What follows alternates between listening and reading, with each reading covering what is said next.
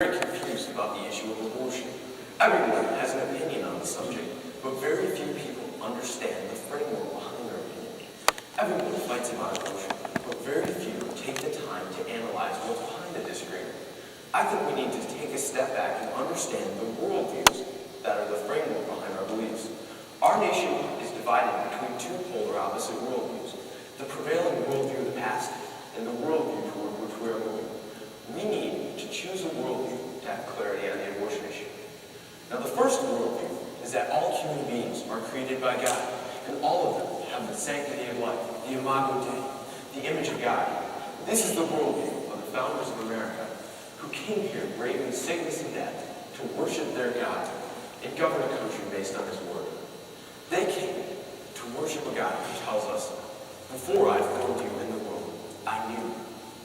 They came to worship a God who knows a human being not just in the womb, but before the womb, who sees the baby slaughtered in the womb and mourns, who holds our nation and every nation accountable for what we do to our children.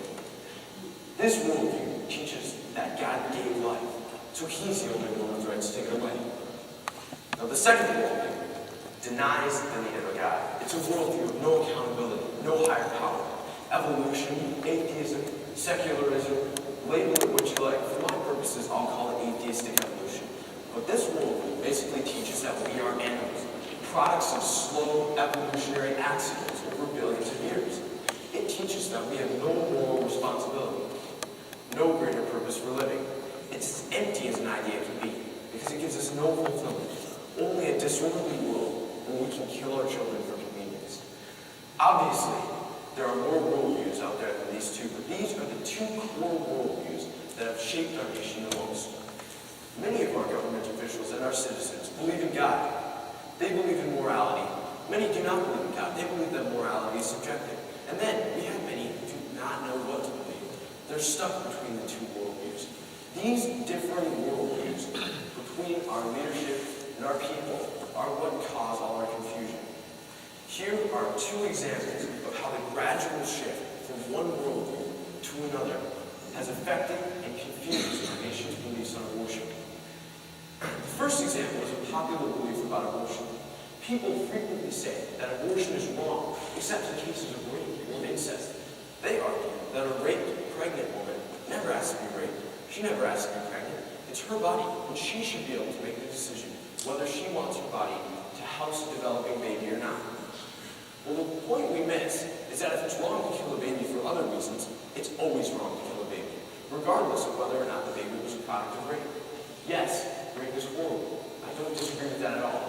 But no matter how bad a raping was, the child should not be punished for it, because the child didn't do anything. A second example of this confusion is Roe v. Wade. Roe v. Wade seems to me to be a decision made just for the sake of getting something put into law. The court needed to do something with this woman, Jane Roe, who wanted to have an abortion, so they needed a law. Roe v. Wade states that a baby can be aborted at any time up until it is viable, or quoting the Supreme Court, potentially able to live outside the mother's womb, albeit with artificial aid. Well, first of all, what is artificial aid? What's the court's definition of artificial aid? Is the baby giving the baby food, hooking the baby up to some sort of machine, giving the baby a blood transfusion? And the worst part is, Roe v. Wade completely sidesteps the real issues. When does life begin? Is the baby alive when it becomes developed enough to survive outside the womb? Why is this?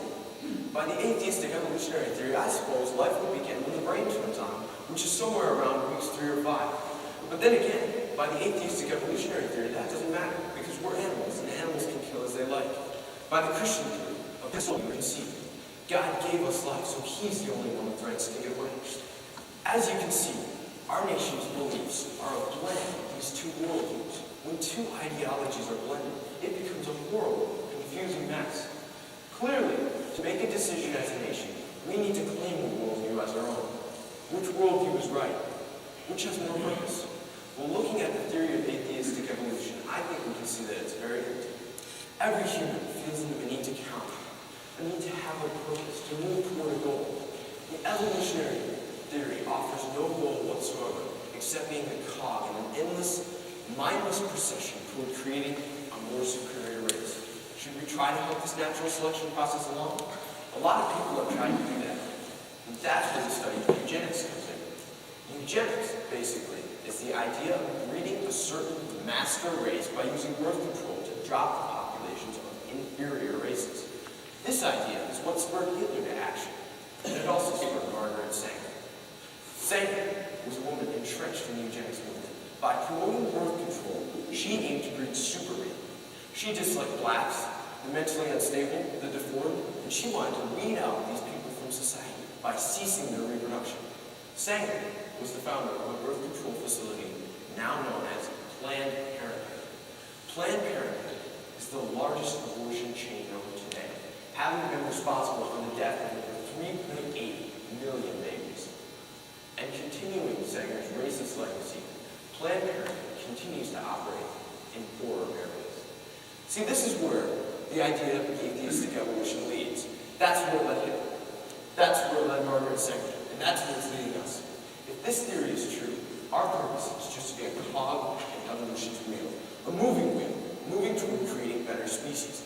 This idea naturally leads to rejecting the typical low-class, poor blue-collar workers.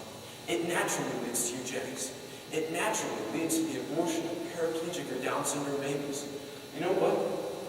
Sometimes I find that it's the poor, the disabled, the disadvantaged, who are the most fulfilled in life.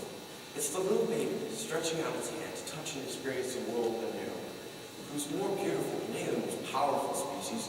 I'm choosing the worldview.